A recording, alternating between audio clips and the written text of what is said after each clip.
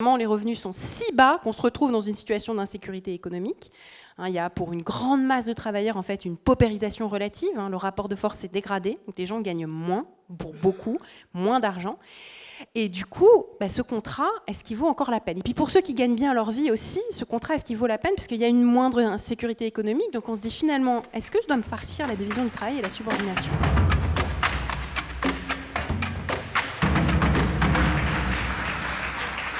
Merci d'être avec nous. Zineb. C'est un grand jour aujourd'hui parce que c'est la sortie de ton livre. C'est exactement aujourd'hui. C'est mon premier vrai livre toute seule. Et c'est ton premier vrai livre. Toute seule. Ouais. Alors ça fait quoi? C'est vrai que le cliché de dire mon bébé est pas faux, mais c'est plus dur encore qu'un bébé, parce qu'un bébé ça se fait un peu tout seul, on comprend pas ce qui se passe. La fabrication. Un peu tout seul, ouais. Là, c'est des années de... c'est dur, quoi. Ouais. C'est vraiment... c'est un effort très dur. Et puis, on se rend compte qu'entre l'idée qu'on en a et le processus pour y parvenir, et aussi... on sollicite beaucoup d'aide. Il y a les éditeurs, il y a les lecteurs. D'ailleurs, Kalman Levy est là ce soir. Exactement. Merci à l'équipe d'être ici. Merci Gilles. Alors, Laetitia, première question. Qui es-tu? C'est une question atroce, ça. Très, très dur.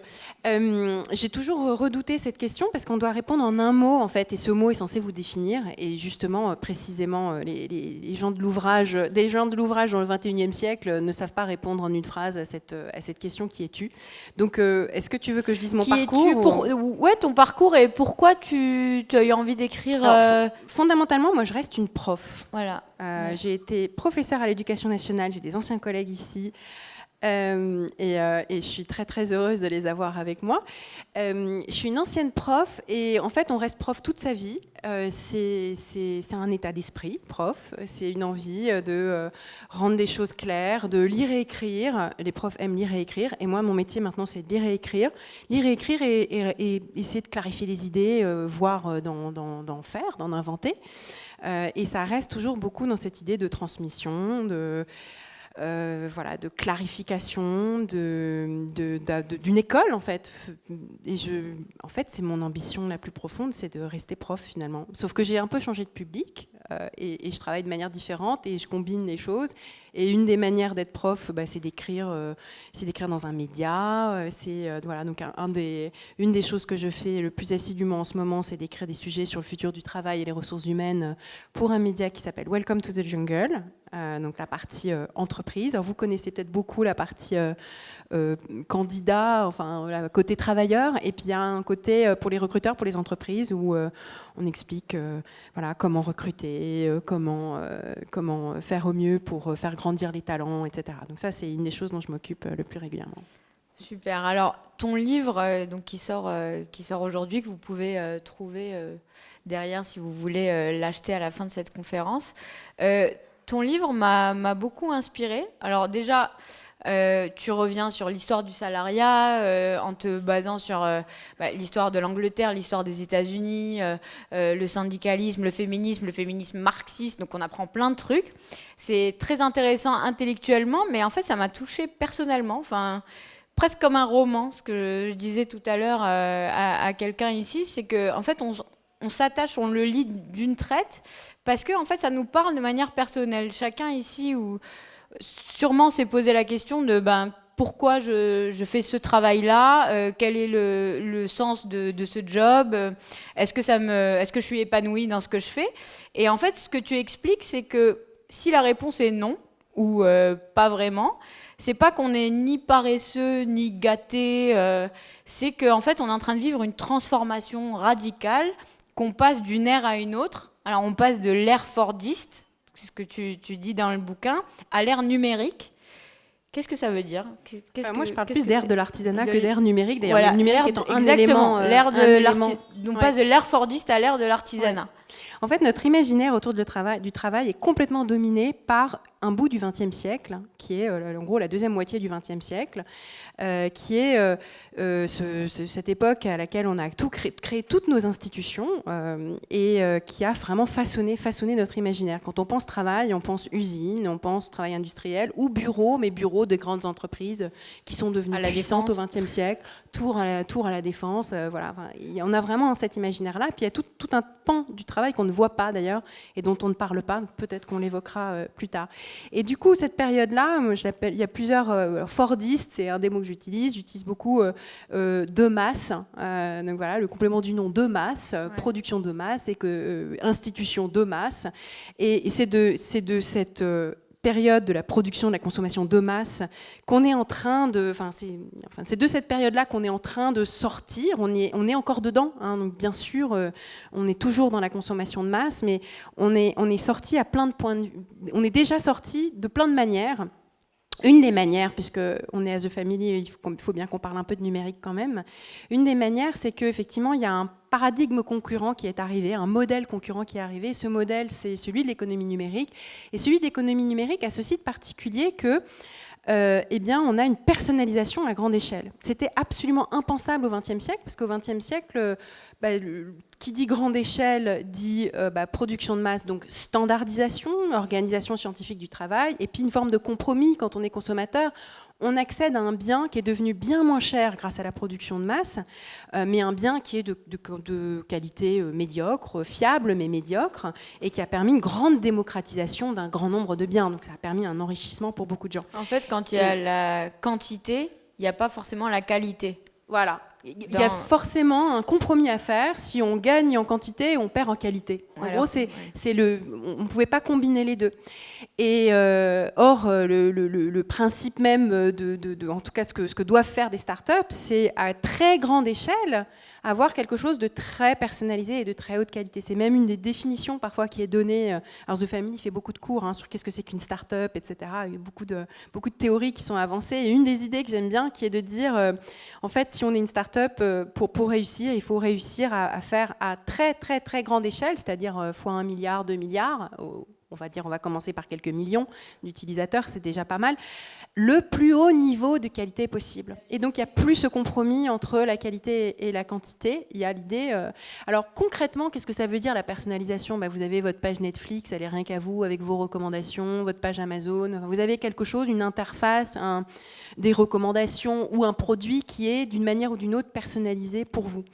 Alors, il y a beaucoup de gens qui n'aiment pas quand je dis ça, ils disent mais il y a des trucs vraiment nuls dans le numérique. Et oui, c'est vrai, mais en général, c'est pas des entreprises numériques, c'est des entreprises traditionnelles qui cherchent à faire du numérique. Et là, c'est vraiment merdique.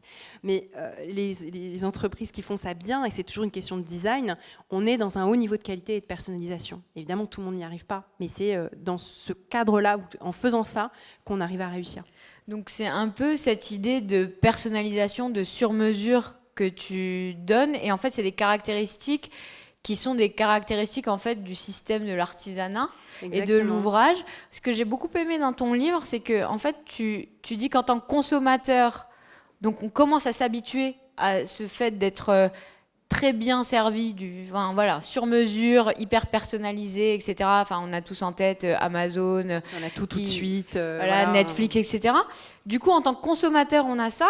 Et ce que tu dis, c'est qu'en tant que travailleur, on vit une sorte de dichotomie entre notre façon maintenant de consommer, on veut consommer du sur-mesure, presque des œuvres ou des ouvrages, même nos habitudes de consommation, là, les grosses entreprises, etc., on voit de plus en plus, alors il y a plein de théories, milléniaux, génération Z, enfin moi j'aime pas trop ces étiquettes, mais on change nos habitudes de consommation, on veut aller consommer vers des entreprises plus écologique, etc. Et en tant que travailleur, en fait, on a l'impression qu'on est mal servi, pas compris, qu'on est un parmi 10 000. Et du coup, il y a cette puis il y a cette attitude de consommateur aussi, en tant que travailleur. On a tellement l'habitude d'avoir tout de suite. Et puis on est d'ailleurs plus actif en tant que consommateur. Effectivement, tu disais, on veut, par la consommation, essayer d'améliorer le monde. Donc, parfois, on se dit, si au moins je consomme bio, ça fait moins de pesticides dans le sol. Si je deviens végétarien, ça fera peut-être... Enfin bref, il y a cette idée qu'on devient un petit peu plus actif. Mais surtout, on a quand même toujours cette habitude, effectivement, de fluidité, de simplicité. Enfin, le consommateur est vraiment bien traité, quoi, par toutes ces entreprises. Et puis, de l'autre côté travail, du coup, le contraste est très fort parce que dans les grandes organisations dans lesquelles on travaille, parfois même les moyennes, les choses n'ont pas tant bougé que ça. Et en réalité, on est toujours avec des héritages qui sont cette organisation bureaucratique, qui est la construction des grands empires industriels. Tu parles de contrat de labeur qu'on n'a plus envie d'accepter. Ouais. Qu'est-ce que tu entends par contrat de labeur? Ce que j'appelle le contrat de labeur, c'était quelque chose qui était très vertueux dans la seconde moitié du XXe siècle. C'est l'idée que chaque travailleur, en échange de la division du travail, et donc de l'aliénation, et de la subordination, c'est-à-dire l'obéissance à un patron, avait tout un énorme agrégat d'avantages multiples, qui était évidemment le revenu, un revenu régulier, un salaire, mais avec ce salaire et cette fiche de paie, tout d'un coup une innovation bancaire, qui est le crédit bancaire, qui fait qu'on vous prête sur la base de votre solvabilité, on vous prête de l'argent, alors qu'avant on ne prêtait qu'à des gens qui avaient du patrimoine.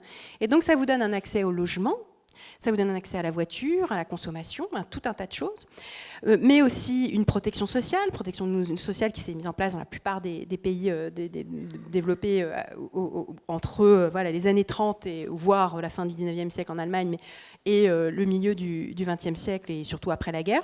Donc une protection sociale, puis petit à petit des congés payés, des avantages multiples, évidemment la retraite, donc des revenus différés, une identité même politique à travers des syndicats puissants. Et puis ces syndicats qui étaient puissants et qui vous représentaient, ils vous apportaient aussi une promesse d'enrichissement futur. La promesse de ce siècle-là, c'était aussi un meilleur parcours pour ses propres enfants, donc une promesse d'ascension sociale pour les enfants, une dignité, donc qui faisait que même si le travail était vraiment ennuyeux, parce que quand on imagine Chaplin en train de serrer les boulons, c'était pas très excitant, mais on se posait pas la question du sens, parce que le sens se trouvait dans cet agrégat multiple qu'offrait ce contrat de labeur. Et ce contrat de labeur était somme toute parfaitement satisfaisant.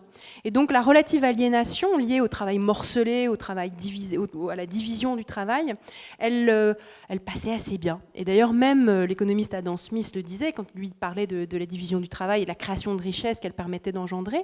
Il disait oui, il y a aliénation. Oui, on perd en compréhension, on perd en compétence aussi en n'ayant qu'un tout petit bout du travail. Mais l'enrichissement que cela permet est tel que quand on se partage le gâteau, ça vaut finalement parfaitement la peine. Et le gâteau était bien partagé parce que institutions politiques, syndicats, il y avait voilà, une combinaison de choses qui faisait que le rapport de force a évolué favorablement vis-à-vis des travailleurs. Et donc ce contrat de labeur passait assez bien. Il était finalement vraiment l'un des grands piliers de la prospérité du XXe siècle, des Trente Glorieuses en particulier. Et aujourd'hui, vous voyez très bien où je veux en venir, cet agrégat commence à se désagréger. Il y a des choses qui disparaissent. Il y a des gens qui ont la division du travail et la subordination, mais n'ont pas l'accès au logement. Un certain nombre de freelances, par exemple. Il y a des gens qui ont la division du travail et la subordination, mais pas vraiment de retraite, ou qui se disent j'aurai pas de retraite, ou d'autres qui ont les revenus, mais des revenus tellement bas, il n'y a pas cette promesse d'enrichissement. Finalement, les revenus sont si bas qu'on se retrouve dans une situation d'insécurité économique. Il y a pour une grande masse de travailleurs en fait une paupérisation relative. Le rapport de force s'est dégradé, donc les gens gagnent moins, pour beaucoup, moins d'argent. Et du coup, ce contrat, est-ce qu'il vaut encore la peine? Et puis pour ceux qui gagnent bien leur vie aussi, ce contrat, est-ce qu'il vaut la peine? Parce qu'il y a une moindre insécurité économique. Donc on se dit finalement, est-ce que je dois me farcir la division du travail et la subordination? Et puis même l'idée des enfants, quand tu disais une idée d'ascension sociale, là on se dit pour la jeunesse, oups, peut-être que pas du tout. Le compte n'y est plus. Le compte n'y est plus. Et donc, ça explique, en fait, finalement, un grand nombre des phénomènes qu'on peut regrouper derrière le terme crise du travail. D'un côté, tous ces discours sur la quête de sens, cette idée, je veux avoir de l'impact au travail. C'est une remise en question profonde de la subordination et surtout de la division du travail et du travail morcelé. La quête de sens, c'est pas seulement vouloir aider autrui et faire quelque chose de bien, c'est aussi vouloir comprendre à quoi sert ce que je fais. Si je fabrique une table de mes mains, je comprends ce que je fais, je comprends le produit fini, il y a ce lien entre la tête et les mains, il y a cette réconciliation entre les parties qui ont été séparées, divisées, morcelées. Donc c'est un ensemble de remises en question. Donc on a eu tout phénomène autour des bullshit jobs, le terme de l'anthropologue David Graeber a vraiment touché une corde sensible, bullshit job, bon sang, mais c'est bien sûr, c'est exactement moi. Et il s'en était pas douté du tout, mais en fait, pratiquement la moitié des gens, au Royaume-Uni ou aux Pays-Bas par exemple, c'est plus de 40% des gens, quand on a fait le sondage avec les termes, avec le concept de bullshit job, qui se disent s'identifier au concept de bullshit job. Donc c'est énorme. Et puis de l'autre côté, on a des gens qui ont peut-être du sens dans ce qu'ils font parce qu'ils font quelque chose de profondément utile. Par exemple, un éboueur n'a pas de quête de sens parce que c'est parfaitement, le sens est très clair. Une femme de ménage aussi.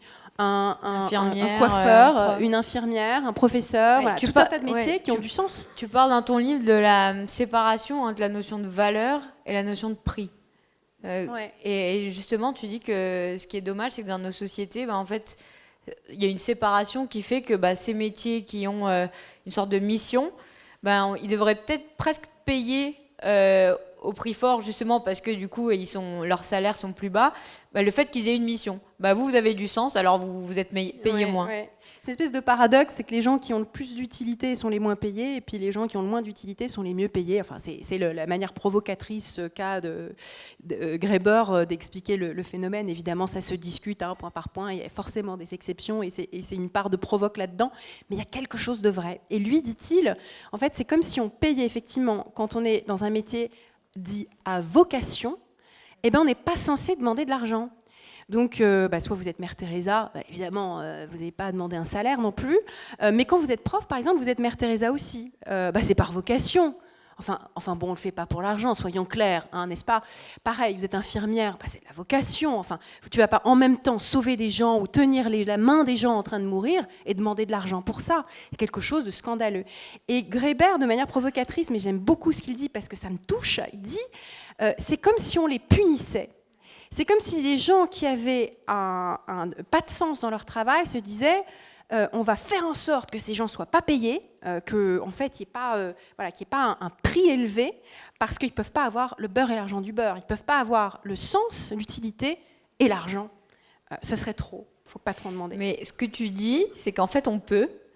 Et d'autant plus que le numérique, alors il y a à chaque fois deux écoles. Il y a les gens qui disent « Ah mon Dieu les grands géants du numérique et le numérique, on va tout automatiser, il n'y aura plus de travail. » Et en fait, toi, tu dis, non, moi, je fais partie de l'autre école qui est de dire, en fait, c'est une chance, le numérique, parce que ça va remettre l'humain dans les métiers.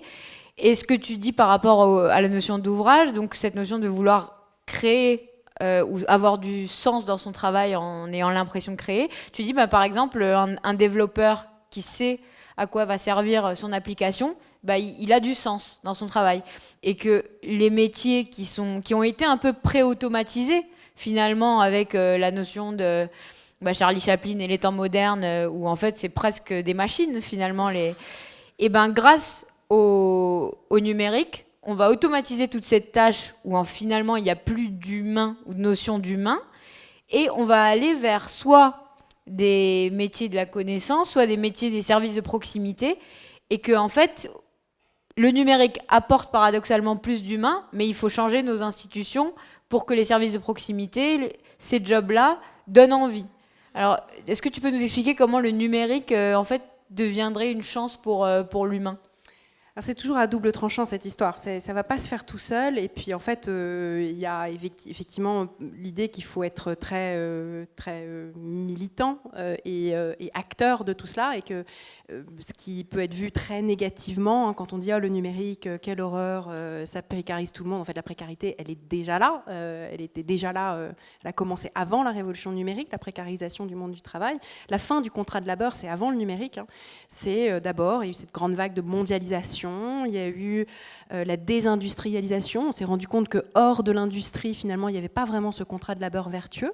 Donc, y compris hors de l'industrie, tous les gens qui étaient dans les métiers des services ce qu'on appelle les services de proximité, donc des femmes de ménage, des gens qui travaillent à domicile, des gens qui sont des aides à domicile, les coiffeurs, etc. Que sais-je, tous ces métiers-là, en fait, n'étaient pas dans ce contrat de labeur.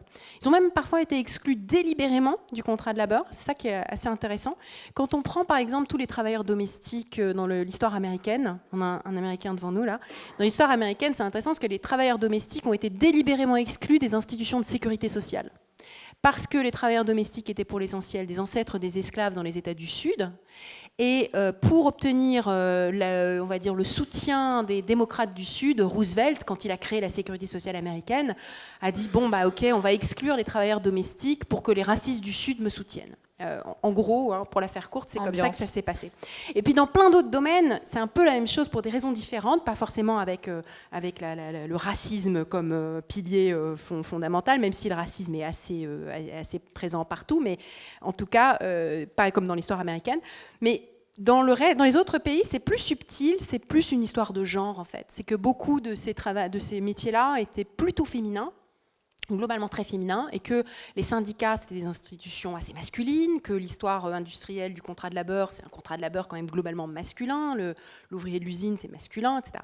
Et donc tout d'un coup, on a des nouveaux travailleurs, qui ne sont pas forcément nouveaux, qui sont anciens aussi, hein, qui n'étaient pas dedans. Et en fait, là où aujourd'hui il y a une opportunité qui est nouvelle, c'est que finalement, comme le contrat de labeur est un peu remis en question pour tout le monde, il y a peut-être l'occasion de créer quelque chose de nouveau pour ceux qui n'en ont jamais fait partie non plus. Et il y a plein de mouvements intéressants qui font un levier, vraiment un levier puissant du numérique. Encore une fois, aux États-Unis, pendant l'ère Trump, on s'imagine que tout va mal. Et il y a aussi des mouvements très forts qui se mobilisent, il y a une mobilisation incroyablement forte, qui utilisent le numérique de plein de manières, donc que ce soit des startups, des applications qui offrent des nouveaux outils aux travailleurs pour avoir plus de liberté, plus d'autonomie, plus de possibilités, des mouvements, des nouvelles formes de mouvements syndicaux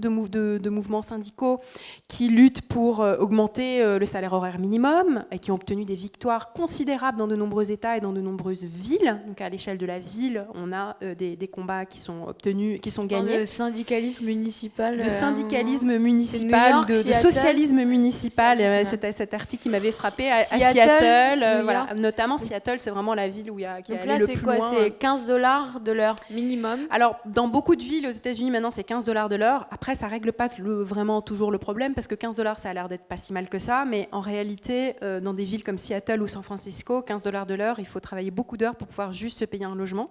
Parce que les logements les plus...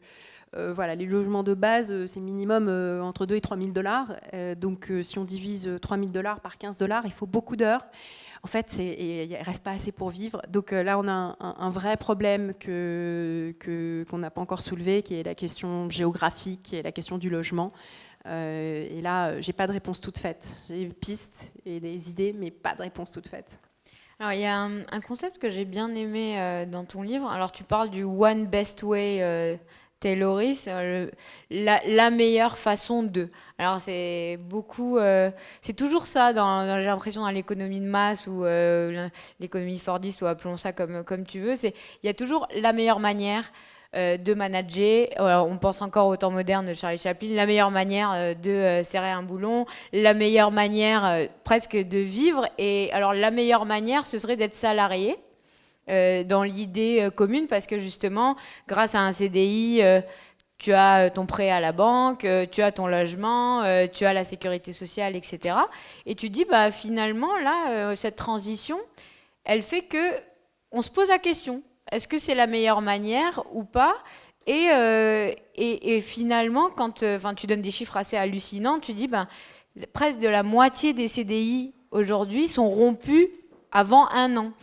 D'ancienneté. C'est comme si nous, en tant que travailleurs, on se dit tiens, on va essayer cet employeur, on va voir si ça marche bien avec lui ou pas, et si justement il répond à cette quête de sens ou pas. On sent que les carrières sont de plus en plus morcelées, on reste plus que 40 ans quelque part, on reste 2-3 ans, 1 an, 4 ans.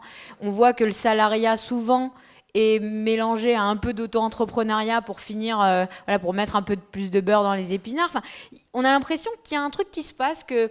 Alors, on n'est pas en train du tout de dire que le monde va aller vers les auto-entrepreneurs et que tout le monde va arrêter du jour au lendemain d'être salarié. On est plutôt en train de se dire que même si la plupart des gens vont rester salariés, on a la notion de salariat qui change. J'ai l'impression, c'est ce que tu dis. Oui, parce que la sécurité économique n'existe plus. Et la vision de long terme, de où on sera dans 10 ans, dans 20 ans, dans 30 ans, elle est beaucoup plus difficile à avoir, parce que accélération de l'obsolescence des compétences, nouveaux métiers qui se créent, la durée de vie moyenne des entreprises baisse, il y a des entreprises qui meurent, il y a plus d'entreprises qui meurent aujourd'hui qu'il y a X décennies, où elles avaient une durée de vie plus longue. Et du coup, on a cette espèce d'accélération quand même très très forte qui fait qu'on n'a pas cette visibilité, ce qu'on appelle en anglais le agency, la possibilité de planifier à très long terme. Et donc le One Best Way, point de vue d'une carrière, c'était très simple, c'était une vie en 3 phases. On avait la formation, les années d'école, ensuite la vie active, les 30-40 ans, surtout à l'époque on ne cotisait pas aussi longtemps qu'aujourd'hui, et puis ensuite la retraite, on pouvait espérer 10, 15, peut-être 20 ans si on vivait longtemps de retraite. Et puis en fait on tenait toute sa vie professionnelle sur la formation initiale. Et là aussi, on voit que ce modèle-là ne tiendra plus, donc il va y avoir beaucoup plus de, évidemment, formation continue, mais en fait simplement de formation par un nouveau métier, de formation par, et puis de modèles qui deviennent plus hybrides, qui deviennent plus compliqués, une individualisation des parcours, une individualisation des solutions. Un contrat d'ouvrage par opposition à un contrat de labeur, c'est quelque chose de très individuel. Alors vous allez me dire c'est triste, parce que oui, effectivement, il y a une perte de collectif là-dedans, mais il y a du collectif à recréer d'autres manières, en fait. Mais votre carrière, elle ne va plus ressembler à celle de votre voisin de la même manière que... Mais du coup, c'est ce que tu dis, c'est en fait des carrières sur mesure. Et alors, une des choses que tu expliques, c'est que les institutions doivent suivre, c'est que la banque doit te donner un prêt, même si tu n'as pas un CDI, parce que c'est pas grave, parce que c'est normal finalement, que si tu te dis, en fait, entre mes 2 boulots, j'ai besoin d'1 an pour me former, il faut que tu puisses quand même avoir un logement, et en fait, la protection sociale aussi, et en fait, tu te dis, au lieu que la protection sociale soit attachée à un contrat, donc qui serait le contrat de labeur, etc., ça devrait être attaché à la personne. Oui. Est-ce que tu peux peut-être nous en dire un petit peu plus? J'ai trouvé cette idée... Oui. Alors, on va être obligé d'y aller à ce contrat, à cette protection sociale qui s'attache aux individus et plus au contrat, parce qu'on voit que ce contrat qui lie un individu à son employeur devient de moins en moins solide et de moins en moins durable. Et puis, en plus, un certain nombre de ces contrats, en fait, n'existent plus, parce qu'on a quand même une très grande augmentation, là, depuis 10 ans en tout cas, 15 ans, une belle augmentation du nombre de gens qui sont indépendants, qui n'ont pas d'employeur. Oui, et puis parfois on passe de salarié à indépendant, ensuite resalarié, et, voilà. Et puis des changements de parcours. Alors on le sait quand on connaît un peu le monde de l'administration et le monde des retraites, changer de régime ou changer de métier, et après c'est une complication pas possible.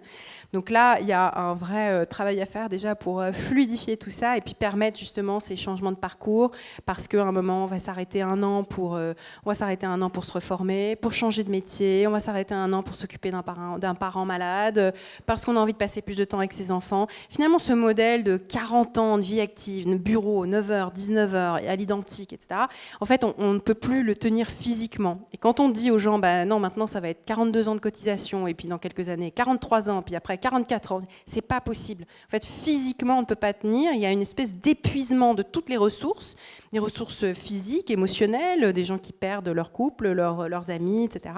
Et en fait, ce modèle de carrière, dépression, etc., ce modèle de carrière, il ne peut pas tenir. Non, les gens ne peuvent pas cotiser 2 ans de plus, 3 ans de plus, 4 ans de plus. Pas sur ce modèle-là. À moins de réinventer complètement ce que c'est que la carrière et la protection sociale. Et si on s'est arrêté un peu avant, et si on travaille finalement l'équivalent d'un mi-temps, quelques heures par semaine, oui, là, on peut. Là, on peut tenir beaucoup plus longtemps. Puis en plus, en cours de route, on a entretenu ces ressources physiques, familiales, émotionnelles, etc. Les ressources pour se transformer. Parce que si c'est toutes ces ressources qu'on doit entretenir pour se transformer. Nos capacités cognitives. Parce que oui, il va falloir apprendre quelque chose de nouveau pour faire autre chose. Notre capacité à créer des nouveaux liens, à rencontrer de nouvelles personnes, à garder cette espèce de fraîcheur qu'on peut garder à tout âge, de rencontrer quelqu'un et d'être ouvert à cette rencontre. À changer de lieu, de ville, enfin voilà, il y a tout ça. Ouais. J'ai peut-être une dernière question et après je laisse la parole au public. À un moment, tu cites une phrase d'André Breton que j'aime beaucoup qui s'appelle, la phrase c'est « Je ne veux pas changer les règles du jeu, je veux changer de jeu ». Et en fait, j'ai l'impression que c'est un peu ça qu'on vit, c'est que on a l'impression qu'il faut essayer de re-rentrer dans des cases, mais de me faire rentrer des ronds dans des carrés. En fait, il faut complètement tout changer. Tu dis qu'on est dans une zone de turbulence. Est-ce que il faut juste accepter le fait de changer et militer? Enfin, c'est ça que tu dis pour essayer, dans notre vie quotidienne, chacun de se dire, en fait, j'accepte pas qu'il n'y ait pas de sens, donc je change de... Tu vois, tu donnes par exemple des exemples assez clairs où tu dis, tu as des personnes qui ont fait des grandes études, dans des grandes écoles, qui devraient, qui sont un peu, qui ont le CV parfait pour aller dans des grandes boîtes à la Défense ou des trucs comme ça, qui en fait disent, non, j'ai envie d'être boulanger, tu vois, ou j'ai envie d'élever des chèvres, ou j'ai envie de faire moi-même mon propre fromage, etc. Alors, je pousse la caricature, mais on en connaît. Ça reste statistiquement marginal. Voilà, et puis surtout là, révélateur. Je pense que on est à Paris, dans le 4e arrondissement, on voit à peu près qui sont ces personnes qui. Est-ce que, tu dis que c'est des gens qui sont un peu précurseurs, et qui montre un peu justement cette recherche de sens. Sans aller jusque-là, qu'est-ce que tu nous conseillerais, tu vois, en termes de... Il faut accepter ces carrières morcelées, il faut qu'on n'ait pas peur de changer de métier au bout de 6 mois si ça ne nous plaît plus. Il faut essayer de changer l'insécurité, ça fait très très peur. Donc l'insécurité, évidemment, c'est pas quelque chose où on peut dire wow, génial, je vais vivre dans l'insécurité. Donc il y a plein de manières d'y aller progressivement et de recréer de la sécurité. Donc le mot accepter, il est trop passif. Il y a évidemment, il faut être plus acteur. Et une des évidences de cette nouvelle ère, c'est qu'il faut être très actif et pas dans l'acceptation et dans la passivité, qu'il s'agisse à l'échelle individuelle de la création de son propre parcours ou à l'échelle collective de qu'est-ce qu'on crée comme institution pour avoir un meilleur pouvoir de négociation collective, qu'est-ce qu'on crée comme institution, comme nouvelle institution de protection sociale. Donc il y a le collectif et l'individuel qui est à réinventer. Et les néo-artisans dont tu parles, en fait, c'est une aberration statistique. Il n'y a pas des millions de gens qui partent faire du fromage dans le Larzac et il n'y a pas non plus des millions de gens qui se mettent comme Arthur Lockman, le très beau livre La vie solide, je ne sais pas si vous l'avez vu, qui se mettent à devenir charpentier après avoir fait une prépa lettres et avoir fait de la philo. Non, ça reste marginal. Mais ça nous fascine à un point. Quand on voit l'omniprésence des sujets, des reconversions vers l'artisanat dans les médias aujourd'hui, dans tous les grands journaux, je sais que il y a plein de journaux qui font des numéros spéciaux là-dessus, sur les néo-artisans. Il y a des livres entiers qui sont sortis. Récemment, il y en a eu plusieurs en France. Même côté Star System, là, des chefs cuisiniers. Bien sûr. On est dans et une ça logique... nous fascine parce qu'on sent intuitivement qu'ils tiennent quelque chose qui nous fait tous rêver, qui est cette réconciliation entre le cerveau et la main, qui est cette manière de combiner l'autonomie au travail, la responsabilité, la créativité, justement tout ce qui n'est pas le one best way, un sentiment de liberté. Ça nous fait rêver. Et il y a un auteur américain qui s'appelle Richard Osejo qui parle des Masters of Craft. Il parle de toute cette nouvelle génération, de les barbiers. Il y a plein de salons de barbiers à l'ancienne. Ça, c'est une grande mode dans les néo-artisans. Il y a évidemment toutes les bières artisanales. Depuis 15 ans, il y a une explosion des brasseries, des bières artisanales, c'est vraiment un grand renouveau. Mais tous ces gens-là qui s'installent en ville, eh bien, ils nous font rêver, ils nous titillent sur notre avenir et notre manière d'inventer notre contrat d'ouvrage à nous. Et je pense qu'il ne faut pas le voir comme un phénomène de masse, il faut le voir comme le révélateur. Il faut voir notre désir d'artisanat comme le révélateur de quelque chose de plus profond. Et l'artisanat peut toucher tout le monde, même si on ne travaille pas le bois et même si on ne fait pas du pain avec ses mains. L'artisanat, c'est tout ce qui n'est pas le one best way, c'est tout ce qui est la relation singulière que vous avez avec votre client, votre collègue, la manière de faire qui est unique à vous-même, quelque chose que vous faites de manière autonome, avec une certaine liberté, et puis en étant responsable du résultat. C'est-à-dire que vous n'avez pas une chaîne de 10 personnes avec qui vous validez une décision ou n'importe quelle chose. Donc en fait, c'est ça l'artisanat. Et on peut être artisan quand on est informatique, quand on fait de l'informatique. Il y a tout le mouvement du software craftsmanship, cette idée que à partir du moment où on n'est plus un petit maillon, un petit élément interchangeable dans un système, quelque chose qu'on peut remplacer par un autre indifféremment, on est déjà dans une logique qui est une logique plus artisanale. Et ça, beaucoup de développeurs en informatique ont réussi à développer cette idée-là. Oui, ce que tu dis aussi, c'est que ces néo-artisans, en fait, en renversant un peu l'échelle de valeur qu'on peut avoir un peu inconsciemment, en retournant vers tout ce qui est ouvrage avec la main, nous réconcilie quelque part, ou j'espère nous réconcilierons avec des services de proximité où tu te dis finalement, ces services-là, c'est là où il y a le plus de relations humaines, ça va devenir des métiers qui vont être de plus en plus... on va aller vers de plus en plus vers ces métiers-là parce que les autres vont être plus automatisés. Et du coup, ce qu'il faudrait, c'est à la fois élever les salaires de ces métiers-là, les considérer mieux à l'échelle de la société. Et c'est en ça qu'on va aller plus vers l'ouvrage. Ouais, alors c'est vrai qu'on a parlé beaucoup d'usines et il y a toujours beaucoup de gens. Combien parmi vous pensent qu'il n'y aura plus de travail demain ?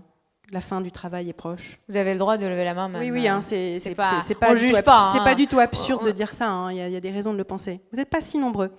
Je pense qu'effectivement, il y a beaucoup d'emplois qui vont disparaître et il y a beaucoup de crises que nous allons vivre, des crises de transition qui vont être très difficiles. En revanche, en général, ceux qui parlent de fin du travail, ils ont un angle mort gigantesque. Ce qu'ils ne voient pas, c'est les services de proximité. Ce qu'ils ne voient pas, c'est cet emploi historiquement, majoritairement féminin, qui est celui qui se passe à l'intérieur des domiciles, qui se passe à la maison, qui est celui de s'occuper d'un enfant, les nounous, qui est celui de faire le ménage, les femmes de ménage, qui est celui de aide à domicile, où on va en avoir de plus en plus besoin parce que nos populations vieillissent, il va y avoir beaucoup de personnes âgées qui vont avoir besoin d'aide à domicile. Il y en aura toujours plus, on n'a pas assez de maisons de retraite.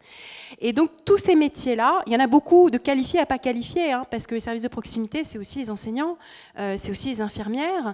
Et en fait, ils partagent quelque chose, ils ont tous quelque chose en commun, qui est que la valeur de ce qu'ils font est dans la relation unique, singulière, humaine avec les gens avec qui ils sont, avec qui ils travaillent. Et ça, c'est pas un robot qui peut le faire. D'abord, une femme de ménage, c'est impossible à automatiser comme ça. C'est beaucoup trop de tâches différentes. Vous n'avez pas un robot qui peut faire, rien que faire du thé, par exemple. C'est incroyablement compliqué pour un robot. Déjà, il faut savoir si on veut du thé vert ou du thé noir. Voilà, il faut interagir avec la personne. Qu'est-ce qu'une théière ? Une théière peut avoir plein de formes. Comment identifier la théière ? Vous imaginez derrière la programmation compliquée. On y arrivera peut-être un jour, mais pour l'instant, c'est très, très compliqué. Ces robots-là qui savent faire déjà quelques trucs, c'est des prix de fou. C'est extraordinairement cher. Et ils savent faire une tâche. Un truc. Oui, vous avez un robot aspirateur, par exemple. Il se cogne et puis il continue son chemin. Voilà.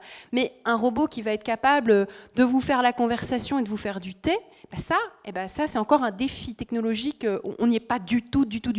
Donc, en fait, il y a vraiment un vivier gigantesque d'emplois de demain.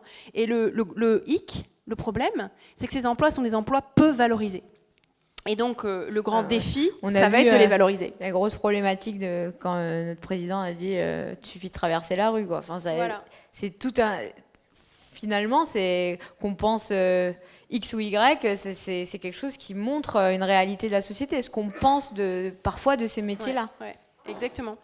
Oui, il suffit de traverser la rue pour trouver du travail. Le problème, c'est que beaucoup de ces métiers-là payent trop peu, en fait. Et voilà, et c'est Ils sont déconsidérés aussi. Ouais, exactement. Ok, alors moi j'ai posé toutes mes questions. Je vais vous laisser poser les vôtres et on a un petit jeu. C'est un cube qu'on va vous passer en vous le jetant et vous pouvez parler dedans, c'est un micro. Ouais, vous parlez dans le truc noir ici. Hein. Pas là, ici. Ok. Tu commences ? T'es prête ? Merci beaucoup. Bonjour Laetitia. Merci beaucoup, Bonjour, c'est toujours aussi passionnant. Moi, j'avais une question sur un article que beaucoup de gens ont peut-être lu. Moi, je l'ai retrouvé du coup sur Internet, je ne retrouvais plus le titre. Je ne sais pas si vous vous souvenez, ça s'appelait « Livreur à la cool ». Enfin, je ne sais pas si c'est ça le titre exact, mais un témoignage d'un livreur de Frichy. Comment il s'appelle ? Frichy. Livreur à la cool ? Ouais, livreur, l'exploitation à la cool, je crois que c'est ça le titre. Je ne sais pas si tu l'as lu, Laetitia. C'est un témoignage extrêmement bien écrit de tous ces coursiers qu'on voit et qui bossaient en l'occurrence pour Frichy.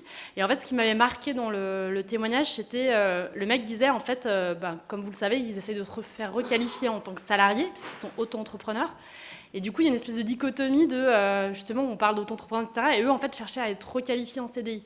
Et au-delà de ça, ce qu'ils décrivaient dans l'article, qui est extrêmement bien écrit, c'était aussi le côté...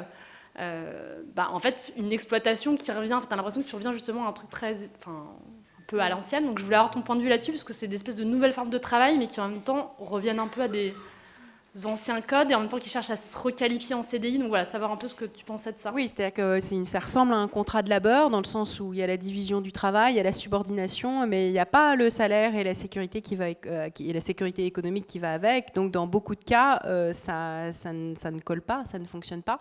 Dans certains cas, c'est pour ça qu'il faut pas. Je pense que Frichy ou d'autres, il y a des cas où en fait la subordination était telle, le manque d'autonomie tel qu'on peut pas vraiment parler de travail indépendant. Et du coup, se pose la question de, effectivement, est-ce que c'est quand même pas plutôt une forme de salariat ?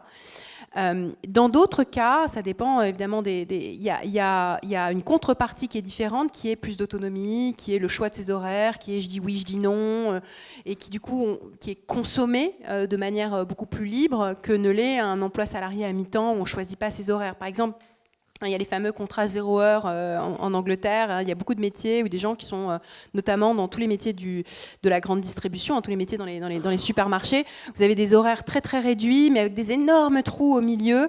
Pas de possibilité du tout de choisir ses horaires, de compléter ses revenus. Donc c'est des mi-temps imposés, etc. Donc ça c'est vraiment le degré zéro de la flexibilité.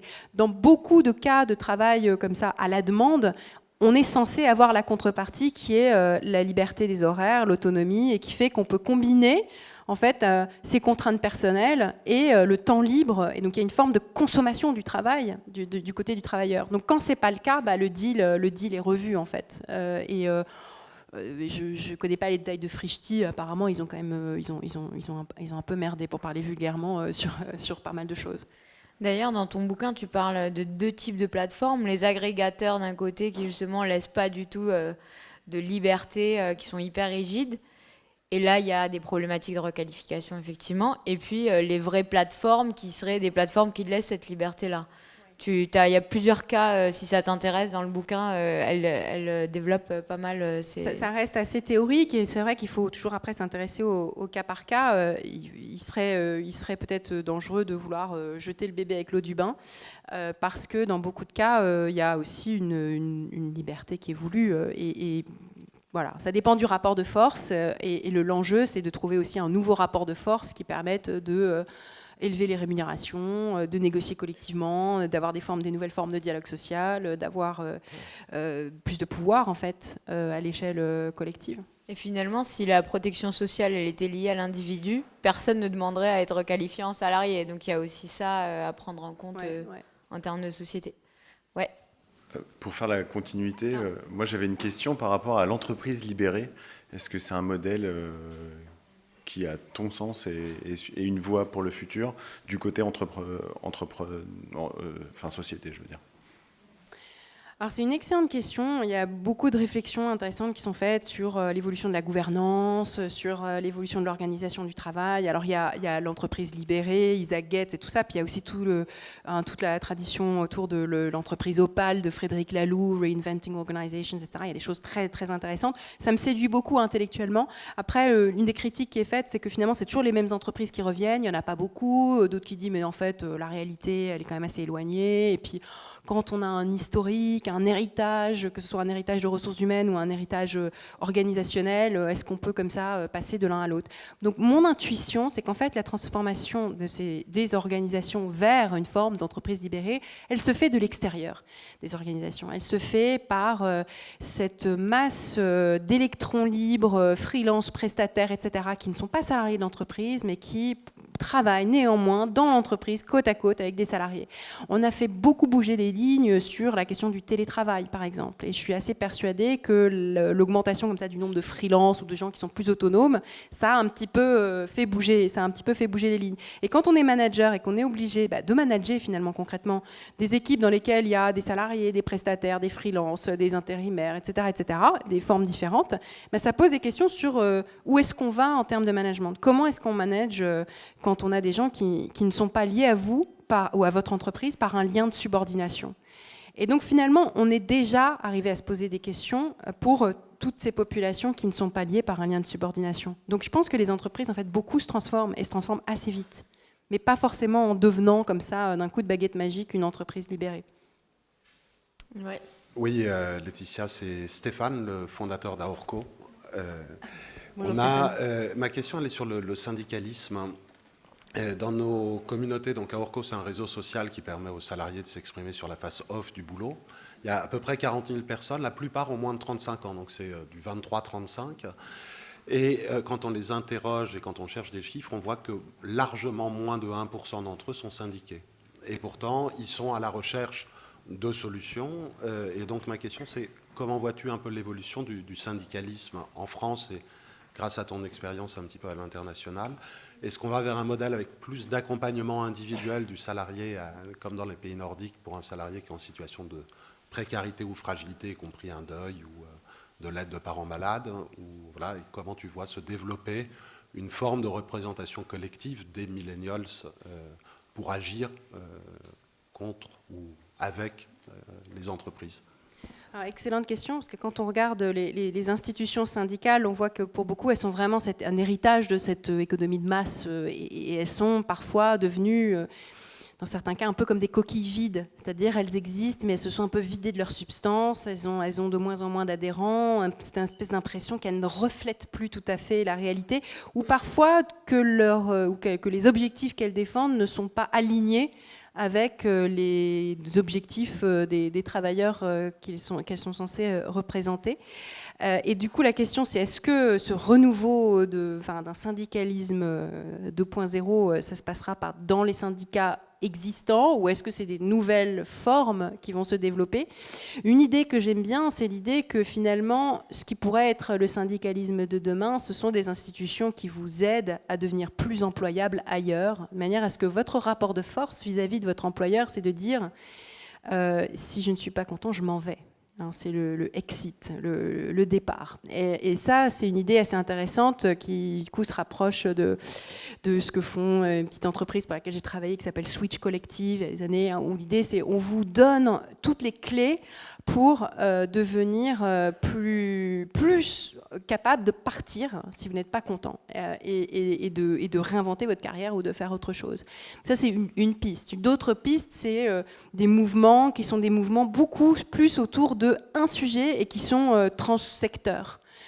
Comme le mouvement américain Fight for 15, donc un grand mouvement d'employés de la restauration, de l'hôtellerie, sur plusieurs États aux États-Unis. Alors c'est beaucoup des femmes latines.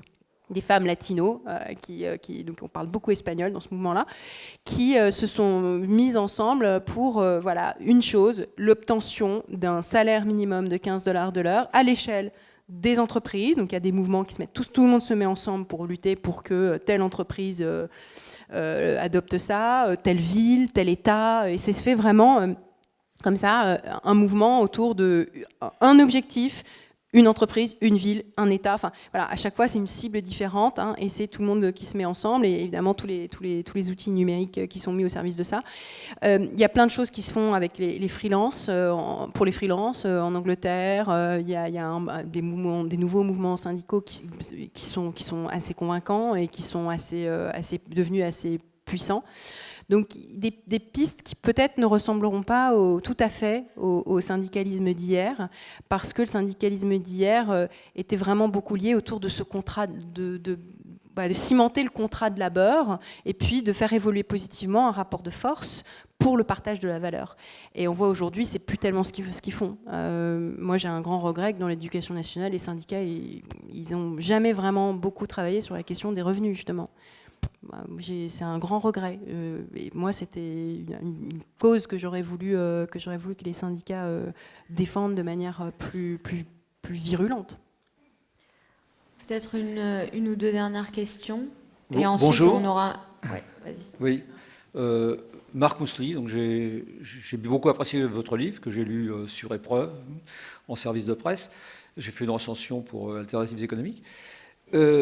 Mais j'ai, disons, deux questions, j'en aurais beaucoup plus. Mais, ce qui m'intéresse le plus, puisque ma formation de base, c'est prospectiviste, c'est évidemment la partie qui traite du futur et du numérique. La partie historique, bravo, c'est clair, c'est succinct. Je vous mets 19 sur 20. Mais c'est surtout si je peux me permettre, pour plusieurs autres personnes, c'est super important, cette partie-là, pour comprendre ensuite la suite. Pour le présent et le futur, il faut comprendre le passé. J'étais prof de management aussi à une certaine époque. Bon, donc je connais assez bien le sujet. Mais la partie future, alors vous partez d'une hypothèse qui découle, à mon avis, assez directement du fait que vous prenez vos références dans 3 pays, en gros, les États-Unis, l'Angleterre et la France. Mais quand vous parlez des indépendants, alors si on parle des indépendants sous une forme française, c'est-à-dire du statut, bon, c'est pas du tout la tendance actuellement de multiplier les indépendants. Par rapport à il y a 40 ans, le nombre d'indépendants a diminué de 30%. Quand vous regardez, aujourd'hui, la courbe est assez plate, mais en fait, il faut plonger, bien sûr. Il y a les agriculteurs qui ont disparu, les plus indépendants. Il y a la partie, la partie indépendante dans la construction, par exemple, qui progresse très légèrement. Dans l'industrie, ça a baissé plutôt. Et la seule partie qui monte très très fort, le seul secteur, c'est bien sûr le tertiaire, c'est les services. Mais très fort, bon, il faut s'entendre. On est aujourd'hui à entre 11 et 12% d'indépendants dans la partie active. Alors, est-ce que ça pose pas quand même un problème pour tout le reste de ce que vous racontez, bien sûr. Et deuxième question, tout ce que vous voyez comme nouvelle forme de protection sociale est basé quand même, forcément, sur une solidarité d'autant plus forte que vous rendez ça individuel, puisque la solidarité doit s'appliquer de façon la plus large possible. Dans Hedge, Nicolas Colin dit il faut que l'État prenne sa part, parce qu'il faut que la protection soit très large. Mais on a un phénomène aujourd'hui, bien sûr, qui est énormément mis en avant avec les 1200 pages qui viennent de sortir chez Piketty, c'est les inégalités. Comment est-ce qu'on peut faire jouer la solidarité quand les inégalités sont trop fortes? C'est pratiquement impossible. C'est pour ça que c'est aussi impossible de parler du futur, parce qu'il y a tout un tas de facteurs, notamment politiques, qui vont vraiment faire une grande différence d'un endroit à un autre. Je vous remercie d'avoir rappelé cette chose sur le travail indépendant, parce que je ne voudrais pas qu'on pense que le contrat d'ouvrage se fait nécessairement par le travail indépendant. Pas du tout. C'est vrai que le contrat salarié, le contrat de labeur salarié caractéristique du XXe siècle, il était plutôt minoritaire au début du XXe, au moment où il a commencé à se mettre en place, à se constituer. Il a monté jusqu'à à peu près 2000, fin des années 90 aux États-Unis et début des années 2000 en France, où le salariat a atteint son pic, qui est autour de 90%. Et c'est seulement depuis 2000 que le salariat baisse un tout petit peu, mais un tout petit peu.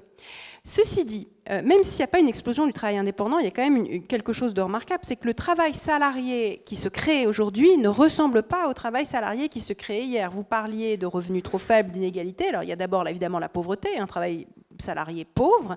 Il y a aussi un travail salarié précaire.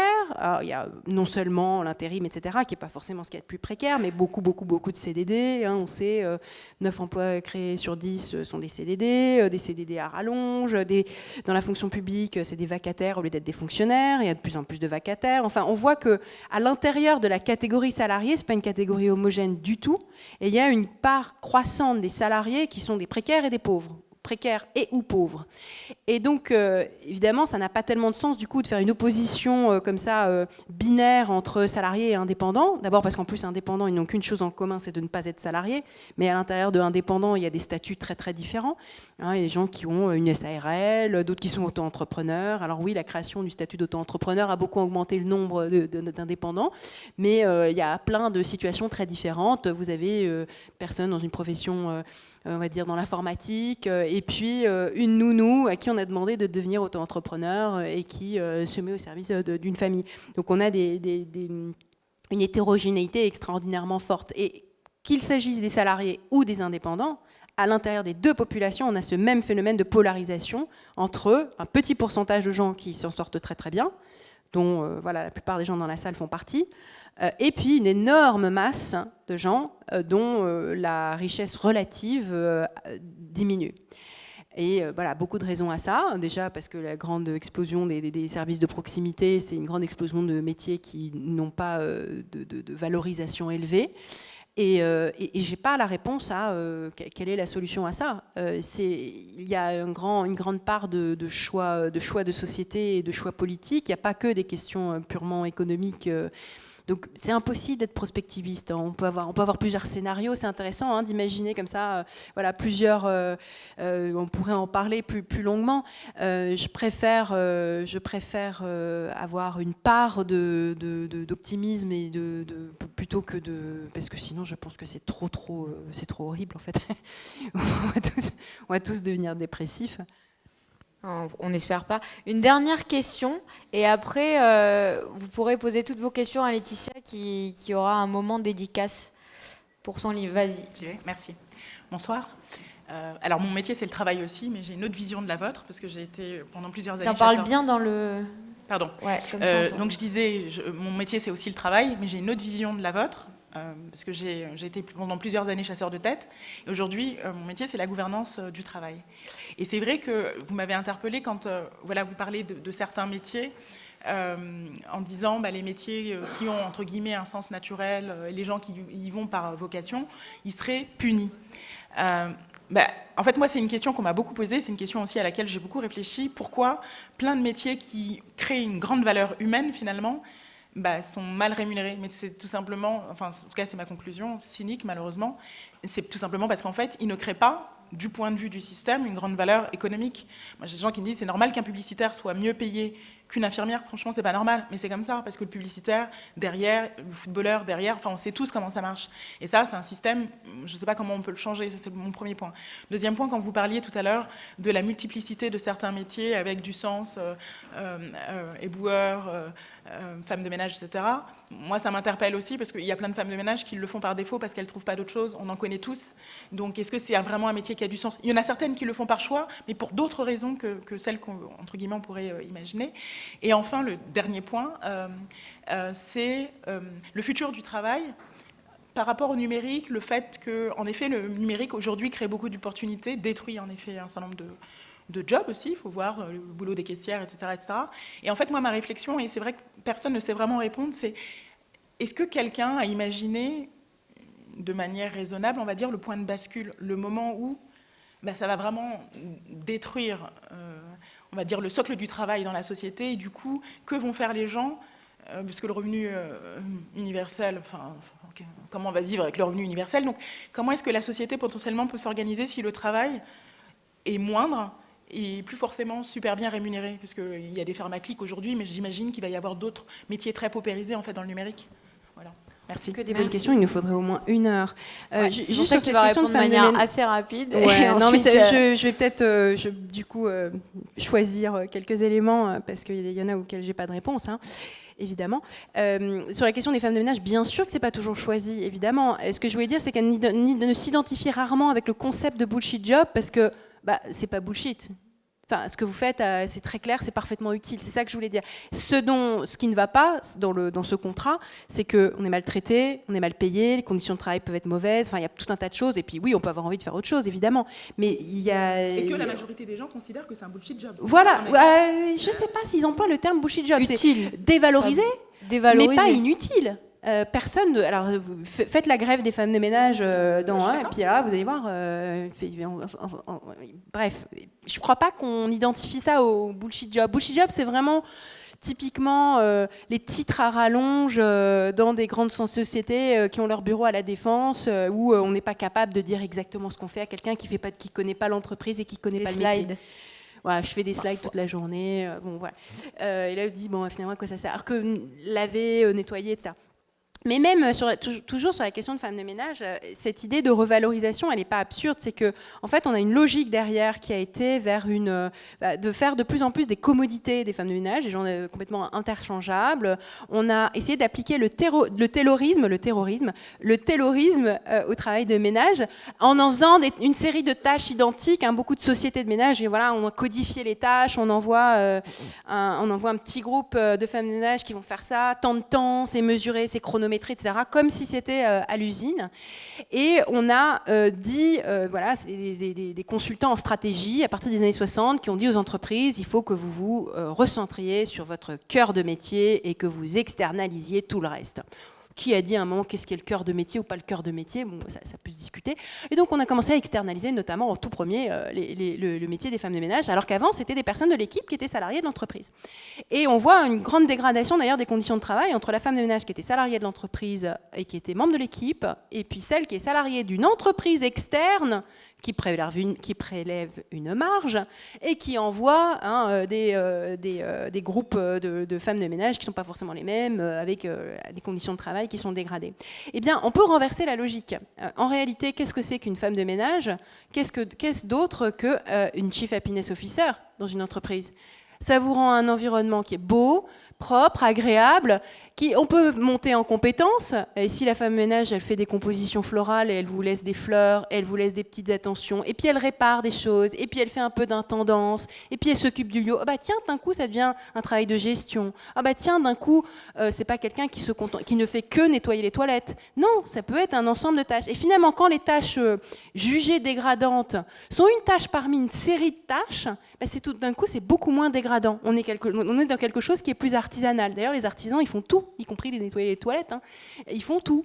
Et donc, la logique artisanale, rien qu'appliquée à ce métier-là, elle peut le transformer. Il y a une entreprise qui est My Little Paris qui l'a fait, qui a une femme de ménage qui ne s'appelle pas femme de ménage, qui s'appelle illuminatrice de bureau. Elle fait le ménage, mais elle fait aussi tout un tas d'autres tâches, dont choisir des fleurs, réparer, recoudre des tissus, voilà, plein de choses qui sont manuelles, mais pas que. Enfin, voilà.